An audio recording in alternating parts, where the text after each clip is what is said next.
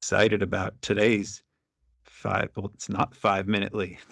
Today is going to be we'll call this L squared leadership lessons and a slight nod to Licio because I can't do L cubed. Or what would three be? It L3. would be L cubed. Yeah, L cubed is it.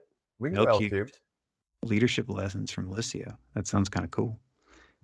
So, hello and welcome.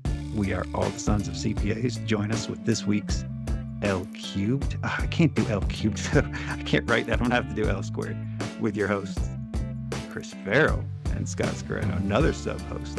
I'm excited about this one. We're gonna take an article. Usually in 5 minute leads, we take an article from Carbon magazine. Now we're moving up to the front office and taking an article from Licio magazine. Not really a magazine though, is it? It's a blog. It's a blog. We could do a newsletter. Newsletter. Okay. No glossy print. The newsletter. There's an L in the newsletter. It's L4. So I like this article because you wrote it about 6 months ago.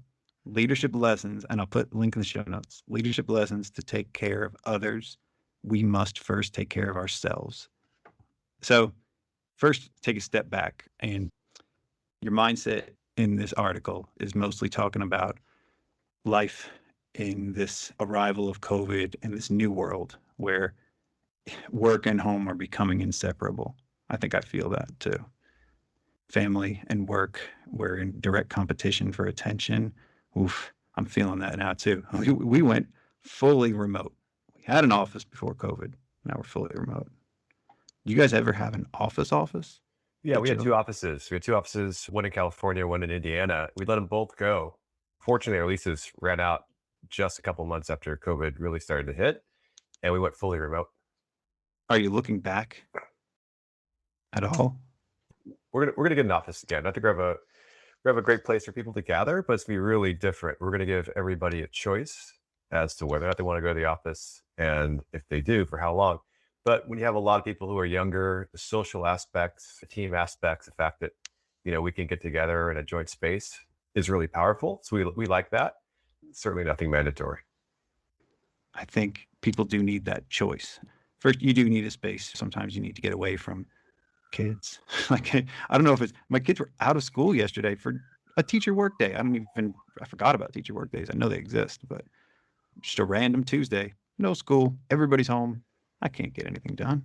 Every day's a work day for a teacher, That is true too. Yeah. I don't know if they're supposed to be holds for snow days, but nowadays, are they going to have snow days? Because they can do everything online. They proved that last year. They can.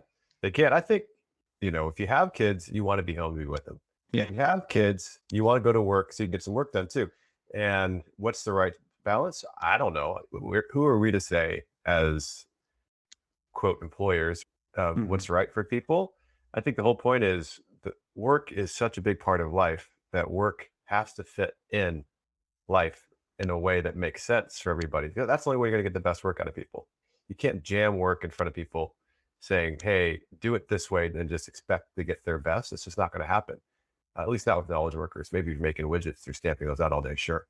But in kind of profession, knowledge, no, that doesn't make any sense to me. We need space to create. And for knowledge workers, they have to create space to be able to do their work. With this in mind, we're now taking the first step towards solving the long-standing problem of work-life balance. So, personally, I think that I don't have much balance in my work life, but it used to be that I was working way too much. Now I think I'm not working enough at all because I'm just distracted by everything else going on in the house. I'm distracted with this podcast. I don't do any real work, but I don't know what is real work anymore. I don't know, like the problem towards solving work-life balances, I think it is just balance too. Well, you're obviously in an enviable position. I think for the rest of us working stiffs, we're doing an awful lot of work constantly and struggling to fit it in with everything else, particularly all the family stuff and getting back out there. Yeah. I have a terrible work ethic. I don't think anybody should be envious. My terrible work ethic is I work way too much or I don't work at all. Like the balance is really the problem. And well, I mean, to be fair, I don't take it for granted that I do have a very good team. I like that part of the article. The key isn't another vague platitude such as work smarter, not harder. It takes a lot of hard work for a lot of things, and we do have to work pretty hard at our jobs. Our jobs are not that easy. There's no right answers. The hard thing about hard things is, especially running a company, you don't know the right thing to do in a lot of cases too. Yeah, and I think to find what work is, right? And I think for so much of what's happening, particularly when we're remote, so much of work is just trying to answer email and just trying to be there when Slack or Teams chimes. If you're not there when Slack or Teams chimes and, let's say you're out doing something or whatever, do you just drop everything and to respond to a kind of a nothing request? And that means you're working. I don't know. That doesn't feel right, but I feel like that's what people, particularly at least what we were going through a lot of in our company in the first few months of COVID, we were just trying to communicate, stay in touch, but it just ended up being this endless stream of digital pings. That Unstructured. really, yeah, there was no, that wasn't work. That was responding, but it wasn't working. Our buddy Cal calls that the hyperactive hive mind, the unstructured communication, back and forth pings. And that kind of threads the needle for your top 5 experiments that you were running now. And one of them is minimize the use of chat apps. So how is that going right now for you? It's awesome. It's awesome. I think chat is great for morale. And I think we have these morale channels that are really cool, but we encourage everybody to mute them. So when you want to go in there and check and kind of dive in, see what's happening in the company, you can go into our general channel or celebrations channel, whatever it is, and get some interesting news feeds of what's happening in the org. But that stuff is all muted, right? So you get the morale benefit without the distractions. And then unless for the other main channels, which our alerts are still running on, for those channels, if you're going to send something, think twice. And I think the toughest part for us was to break the habit and to help others break the habit. So if you get an important, quote unquote, important ping that isn't important, can you go ahead and gently nudge them back into, hey, look, use email for that, because email is checked very, very infrequently in our company. So if it isn't important, put it in email. We'll handle it as. Ooh, that's interesting. We don't ever email each other, ever. And I don't know when we started that. It was a while ago. It was before the whole moving away from email for a lot of things. We very rarely, and this is to the point of the one above here, is maximize use of project management tools. A lot of our pings for each other are happening within the project management tool. Ours is Carbon for a back office, but that's where a lot of our internal communication is happening because it's structured. It's based on what's the work item and what is it that I'm communicating, and it's tied to a response. Maybe there's a client email, and then we're talking to each other in the thread in between emails with the client. So it keeps everything within context. Super smart. Yeah, we use Miro for our project management. Oh, that's cool. If it's project related, put it in Miro. If it's tier 1 communication, put it in the Teams. And if it's tier 3, which is morale kind of stuff, put it in Teams, put it in a channel that everybody has muted. Tiers. Interesting. I would like to hear more about these tiers. So tiered communication and urgent, is that more or less urgency or? It is, yeah. So if it's tier 1, like meaning if somebody sends me a Teams chat right now, then that means they think that's important enough that if I can respond right now, it'll save them more time than it's going to cost me to context switch. So if somebody's blocked or we have an urgent issue, great, tier 1 communication, send it in Teams.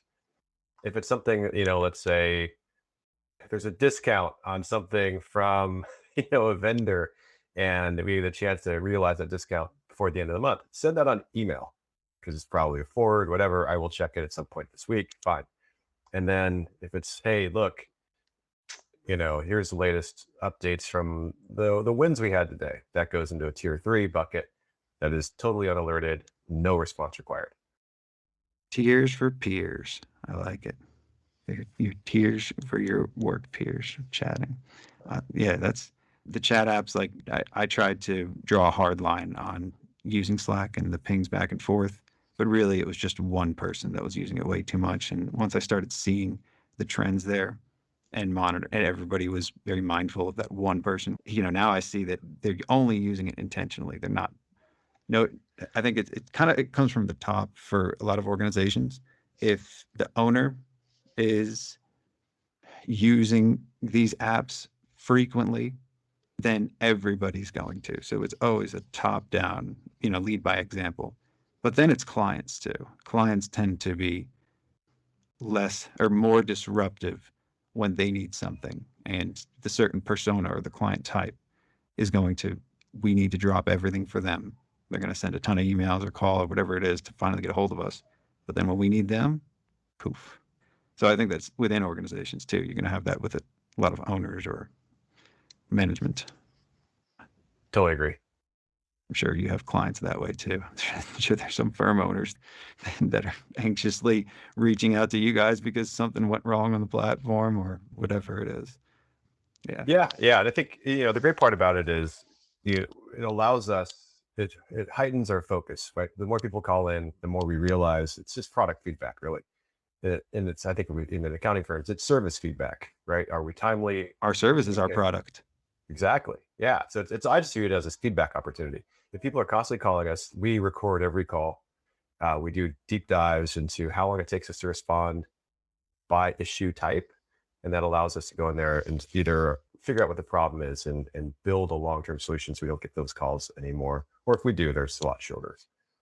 I want to start recording calls. I think we use Dialpad internally, and I think we have the ability to do that, but I don't even have the time to go through and look at these calls. And also, like they're so variable. Like it's different. I guess that there is a common thread of what people could be calling about, but a lot of times, everybody when they think about their calls, it's just like so many different ones across the board. But I guess we've got a major scatter plot. But what we do is we will take the calls and we'll measure them by duration. So we use Ring Central. We'll dump every call out by duration, and I'll get a histogram every week of how many calls we got that week from 0 to 1 minutes, from 2 to 5 minutes, from 5 to 10, whatever it might be. And I can show you the charts, but every week we see that trend. And so if we see a ton of calls in the 0 to 1 minute, why? Was that a password reset? It's some kind of crazy easy issue that we can probably go ahead and knock out. And then sometimes we see calls that take us more than, let's say, 20 minutes. That means our clients are not having a good time. So we'll dive into those. We'll put a lot of emphasis on those. And over time, we'll continue to work from both ends to really draw those call times way down. And ultimately, we just don't want to have the calls come in, because our presumption is for every client that calls in, there's 10 more that have that same issue that aren't calling in. So it really becomes this whole service feedback loop we want to get right. So at a firm, a lot of it's email. I think we don't get too many calls. Maybe we do. I don't see too many calls. A lot of times they can text or call their account manager, but being able to, do you ever aggregate do you guys get emails and calls too? Oh yeah, we get emails and those all go into our system. We do exactly the same thing. We take a look at every single one we get.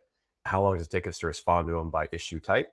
And same rinse and repeat, same process. And frankly, what's coming in via email, what's coming via your phone tend to be pretty similar. Sure. In terms of types of issues. But yeah, we take that stuff to heart, because kind of like we were talking about earlier, the more we're getting chatted at on Slack and Teams and that kind of thing, the more disruption there is in our day and the less flow there is. Same thing happens. We want to respond, our service levels, we want to respond to all of our clients within 120 seconds. That's our goal. And so if that's the case, then you really want to tamp down the number of inbound action items you have, over a period of not months, weeks and months, but over periods of quarters and years. That becomes a really important trend line to show improvement over. 120 seconds. Yeah. I don't think that's an aspiration for me. I'm trying to think of anything that we would need to respond to, because it's kind of different too. It's somebody that's trying to work within your platform. I think, I don't know, maybe I'm not drawing the right line, but 100. I don't think you're drawing the right line, frankly, because everybody's the same. The person calling us is the same as the person calling you, which is a very busy individual who's got a million demands on their time and wants satisfaction in the moment, then is going to get it from somebody, whether it's us or somebody else. Eventually, that's where this whole thing is going to end up. If we take today's world and to say, look, in 5 years, where is this thing going to be? It's going to be virtually instantaneous, isn't it? Yeah. So we might as well be working on that practice and honing that practice right now. I don't see how we could avoid it. If we've got a bunch of stuff hanging out there on email to clients we got to call back, things we got to respond to, that feels terrible. It feels like the weight of the world. But if we're responding in the moment and we're able to address the issue, not by putting the client on hold or having to go away and do a bunch of research, all this kind of stuff, but if you have all the tools at your fingertips to knock it out, then there's no backlog, there's no overhead. You can leave work saying, I'm done. So at a firm, I'm thinking about it like a knowledge worker, how did they manage, or do they not? Do you separate the jobs to where somebody that's actually doing work versus somebody that's responding to clients? I think you have to, my personal belief is you have to put the information and the tooling at the hands of the person who's going to pick up the phone. It could be anybody in the organization because that's going to change. Vacations, lunchtime, Sure. etc. But everybody has to have, you really have to have a layer that allows anybody who picks up the phone or picks up the chat to have everything there. If you don't have that, if you have information silos, it'll never work. And that's going to create this backlog, and that's where balls get dropped and all that kind of thing. That's So, interesting. Yeah. yeah, that's where we have to I like that. So dedicated blocks of uninterrupted productivity time, that may not be the person who's answering the phone. That's somebody that's working and working on, let's say, tax returns or accounting work or whatever it is. So there's a difference. Or are you saying that people taking shifts and working versus not? Because that's what I'm trying to balance. We do the shifts. So our support team does shifts. So we're doing some time with dedicated time with clients on meetings, et cetera. And then you can't sit here and do what we're doing right now, which is talk all day. You're going to want some hours of quiet time. So our quiet time, quote unquote, is really working on anything that comes inbound. We don't get many calls, to be honest. Yeah. More people are more likely to chat us or to email us. That's very convenient. Yeah. Super convenient. And guess what? Because of that, it allows us to answer so fast because we know what questions are going to come. So we already have templates ready to go to send you the answers. So here's the secret about our business. We have 6 figures of users on our platform. We might get 12 inbound requests a day. Interesting. Okay. Yeah. You got to put the stuff, you got to understand what the problems are, give the clients everything that you possibly can to make them successful, because clients in effect want to self-service. Nobody wants to have to call in. How about movement throughout the day? This is a good one too, just because our bodies and minds kind of work together, right? We can't be sitting all day. So I don't know if this is an experiment. Everybody's working remotely. So you can't really control if they're getting up or not, or if they're doing this. So how do you, We could try. Yeah. Yeah. Here's what we did. We tried. So we offered to a segment of our team a Peloton membership, and not the bike, just the membership, because membership this got yoga, it's got stretching, it's got running, it's got all sorts of really good stuff that you can do at home. It's super cost effective. And what I like about that is with Peloton, you can actually friend each other. That creates a little bit of like team accountability, not just accountability, I should say that. It creates team transparency so the team can motivate each other. So if you didn't get up and do your 20 minutes in the morning like everybody else did, your peers could say, hey, you haven't hit it, which it kind of breaks the stigma, because during the workday, should somebody be working out, or would they say, I need to sit at my desk and make sure I'm there in case the computer beeps? And so Peloton's really interesting in the sense that you can create this little mini community inside your work where you can start to share that. I would say that some people have embraced it, some people haven't, right? Yep. And, I'm not to say, I'm not certainly not one to enforce that, but I do think over time, maybe in 6 months and 12 months, et cetera, as people choose to onboard onto this kind of program, it'll be there for them. And I'm hopeful we'll see very high adoption rates over time. But I would still say it seems to be better because those who have adopted it are feeling better, and those who haven't still have an opportunity to. We're not getting it. Yeah. And it spreads too. So we did something similar, not a membership, but we had a shared Google sheet where people, if it was push-ups, if it was on a walk, or if it was steps, whatever they wanted to track, record every day that they did that. And after about the 3rd month, I was the only person doing it. People just started dropping off one after another. Everybody was all gung-ho. 11 team members that were recording what they were doing each day. Some were doing pull-ups, push-ups, exercising, lifting weights, whatever it was. And then people just kind of stopped. And I don't know if it was maybe they need another community or something outside of that for more motivation. Gamification. It's the gamification, right? The Yeah. Apple Watch tells you if you close all the rings. Like, how important Yeah. are the rings to you? To me, You got to pay attention, right? yeah, exactly. It puts it in front of you and it rewards you. It says, hey, look, you're on a 7-day streak. That feels good, right? Little Yeah. dopamine hit. I don't get the dopamine hit from the spreadsheet. So that's why we had this hope for Peloton. Like, look, Peloton's going to do all this stuff to remind you and to get you to go do it. And it just gamifies it, really. I think try to make their platform obviously a lot stickier. So yeah, I think there's a lot there. Gamifying it. I think we need to revisit that at my firm. We need to gamify these things and then have prizes. I think the prize is kind of also, even if it's not something huge, it is also a sense of pride, pride. Yeah. So how about this last one? This is a good one. No internal communications after business hours. How do you define business hours? You have people all across the country, right? Oh, sure. Well, we know where everybody is. And I think what I do is I do a lot of stuff where I'll put it in the drafts or I'll put it on send at a future date, right? And I definitely won't send anybody anything over the weekend. It's funny. I know, for example, I work with Allison, and she keeps her email alerts on 24 hours. So if I send her something via email, which is my tier 2, I don't want to bother you communication, she'll respond within 5 minutes all the time. Saturdays, Sundays, etc.